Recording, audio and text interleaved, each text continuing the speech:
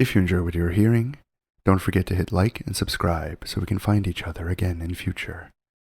And if you want to support the channel further, please consider supporting me over on Patreon. Hello there. My name is John, and I'm here to bring you a sleep story. So find someplace comfortable, lie back, let your arms and legs fall slack at your sides, take a deep breath, and close your eyes. Tonight, we return to the follies of man and the dangers of unchecked scientific curiosities, as we continue with Frankenstein by Mary Shelley. Chapter 8.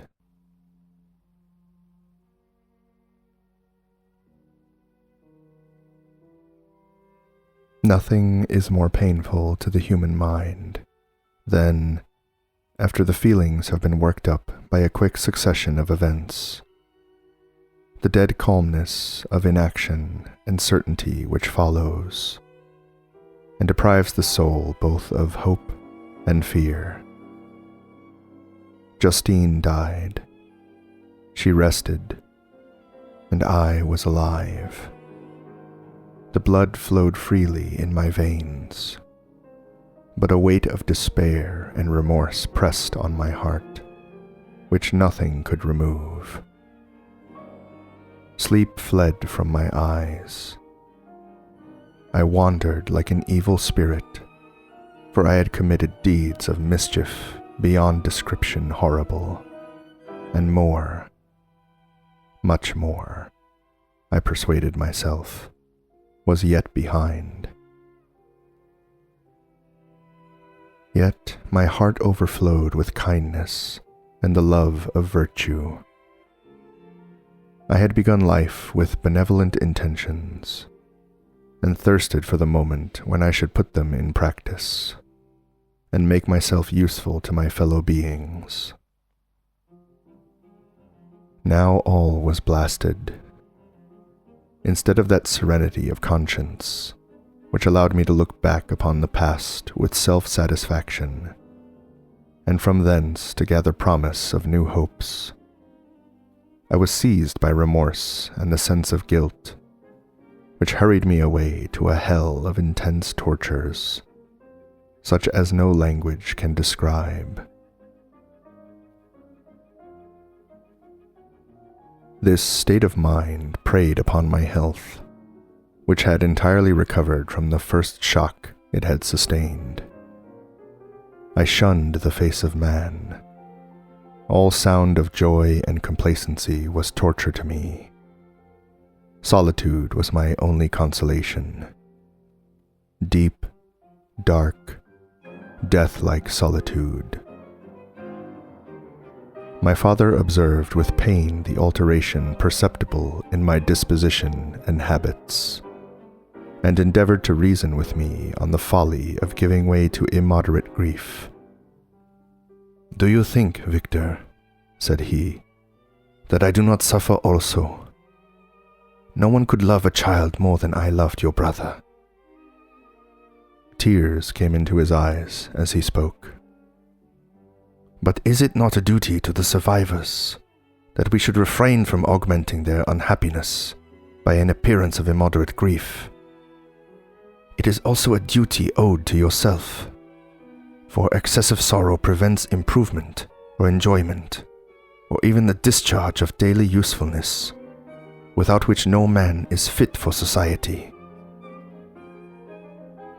This advice, although good, was totally inapplicable to my case.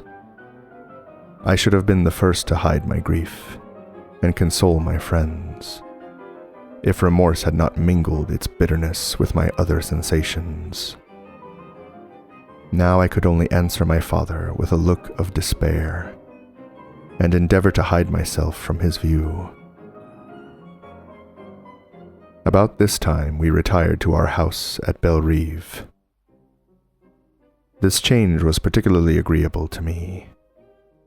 The shutting of the gates regularly at 10 o'clock, and the impossibility of remaining on the lake after that hour. had rendered our residence within the walls of Geneva very irksome to me. I was now free. Often, after the rest of the family had retired for the night, I took the boat and passed many hours upon the water. Sometimes, with my sails set, I was carried by the wind, and sometimes, after rowing into the middle of the lake, I left the boat to pursue its own course, and gave way to my own miserable reflections. I was often tempted, when all was at peace around me, and I the only unquiet thing that wandered restless in a scene so beautiful and heavenly, if I except some bat, or the frogs, whose harsh and interrupted croaking was heard only when I approached the shore. Often, I say, I was tempted to plunge into the silent lake, that the waters might close over me and my calamities forever. But I was restrained when I thought of the heroic and suffering Elizabeth, whom I tenderly loved, and whose existence was bound up in mine. I thought also of my father and surviving brother. Should I, by my base desertion, leave them exposed and unprotected to the malice of the fiend whom I let loose among them? At these moments I wept bitterly, and wished that peace would revisit my mind, only that I might afford them consolation and happiness. But that could not be. Remorse extinguished every hope. I had been the author of unalterable evils, and I lived in daily fear, lest the monster whom I had created should perpetuate some new wickedness. I had an obscure feeling that all was not over, and that he would still commit some signal crime, which by its enormity should almost efface the recollection of the past. There was always scope for fear, so long as anything I loved remained behind. My abhorrence of this fiend cannot be conceived. When I thought of him, I gnashed my teeth, my eyes became inflamed, and I ardently wished to extinguish that life which I had so thoughtlessly bestowed. When I reflected on his crimes and malice, my hatred and revenge burst all bounds of moderation.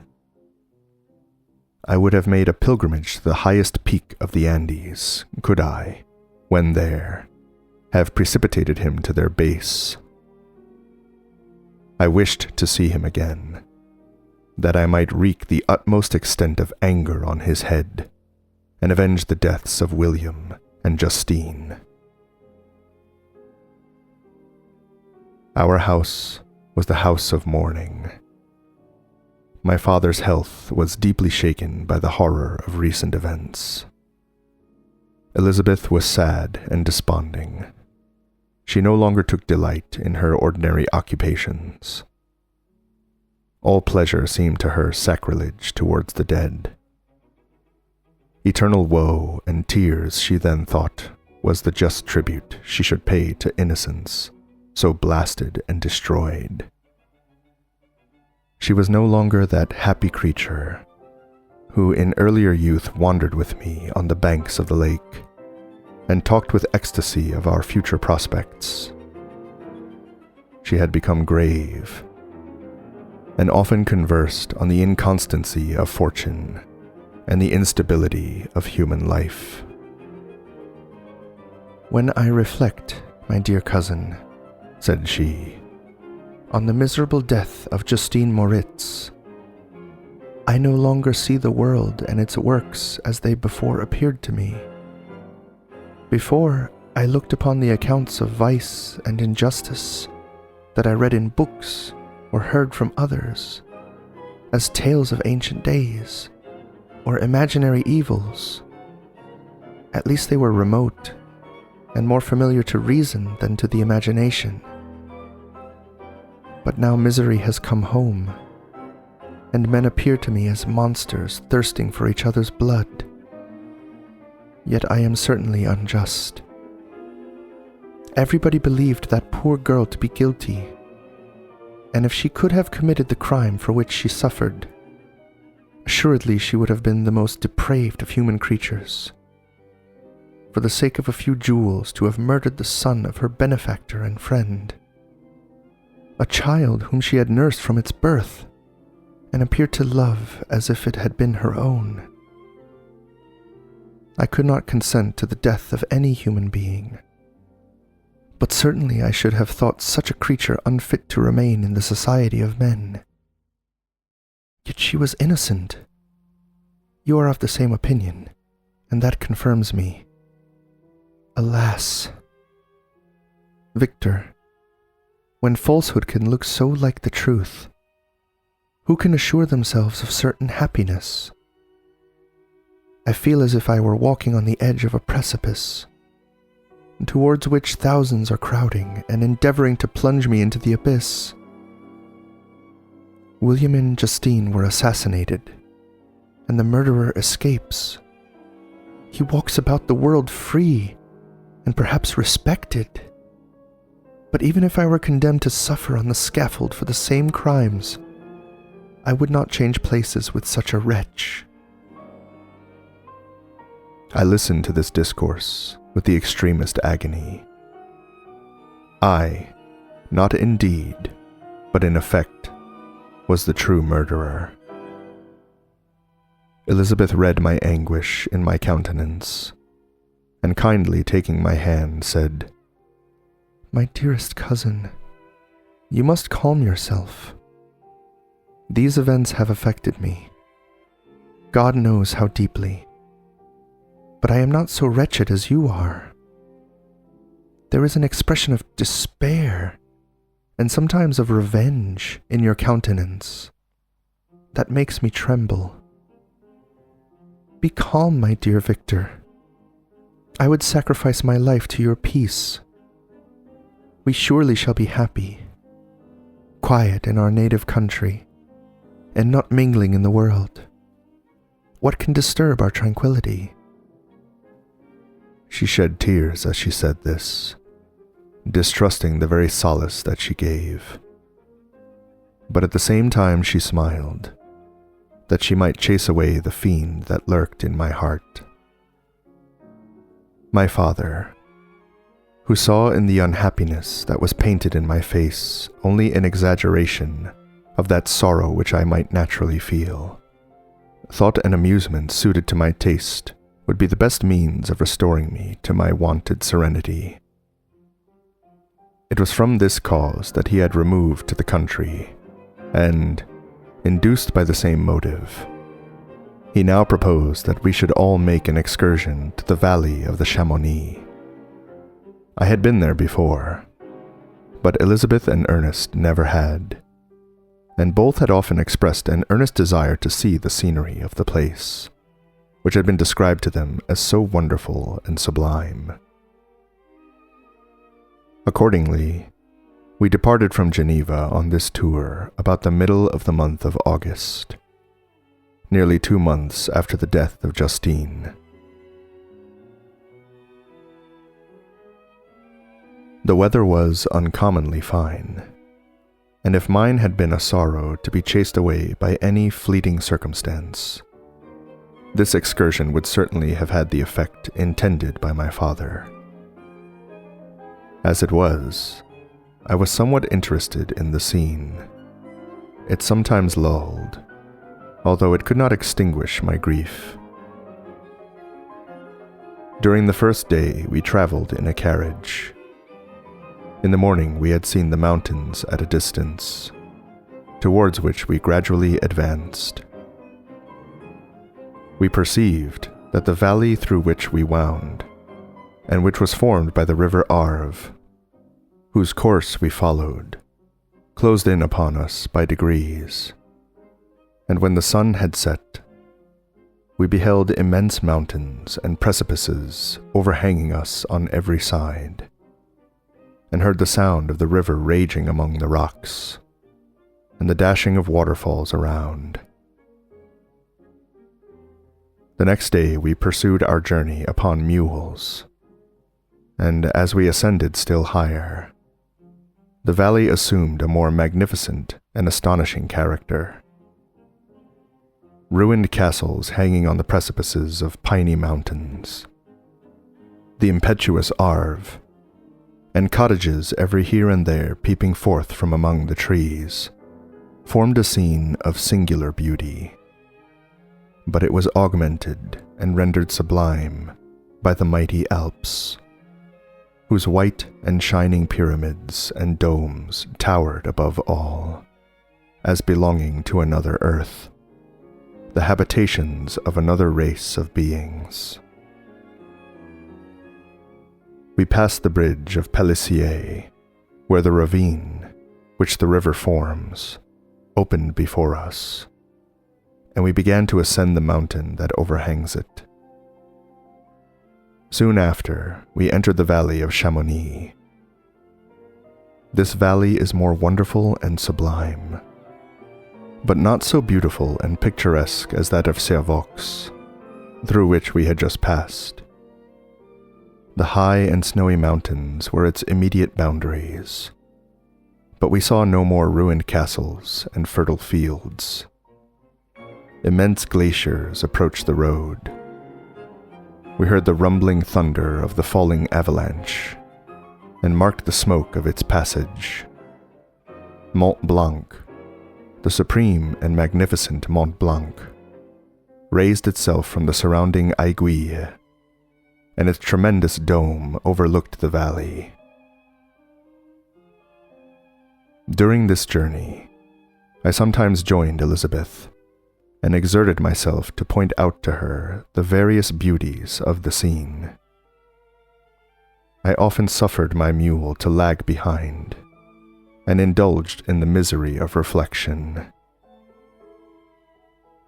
At other times, I spurred on the animal before my companions, that I might forget them, the world, and, more than all, myself. When at a distance, I alighted and threw myself on the grass, weighed down by horror and despair. At 8 in the evening, I arrived at Chamonix. My father and Elizabeth were very much fatigued. Ernest, who accompanied us, was delighted and in high spirits. The only circumstance that detracted from his pleasure was the south wind, and the rain it seemed to promise for the next day. We retired early to our apartments, but not to sleep. At least I did not. I remained many hours at the window, watching the pallid lightning that played above Mont Blanc, and listened to the rushing of the Arve, which ran below my window.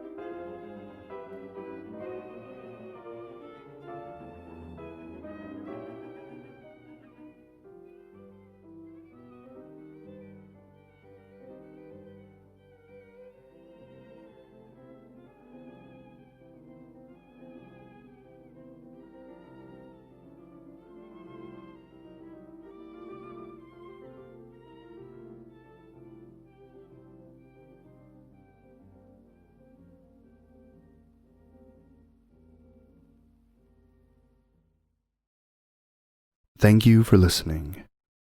If you enjoyed this sleep story, feel free to leave a like and a comment. Extra special thanks goes out to my wonderful patrons, including my co-author tier patrons Ellen Marie, Brian Krob, Eris, Tasha, Janet, and Lexi What We Got. Their generous support helps keep this channel going. If you too would like to support the channel and get early access to videos, please consider joining us over at Patreon. Link is in the description. If you would like to hear more sleep stories like this, don't forget to subscribe and ring the bell for all notifications. I upload a new story here each and every week. Thank you again for listening, and pleasant dreams. Good night.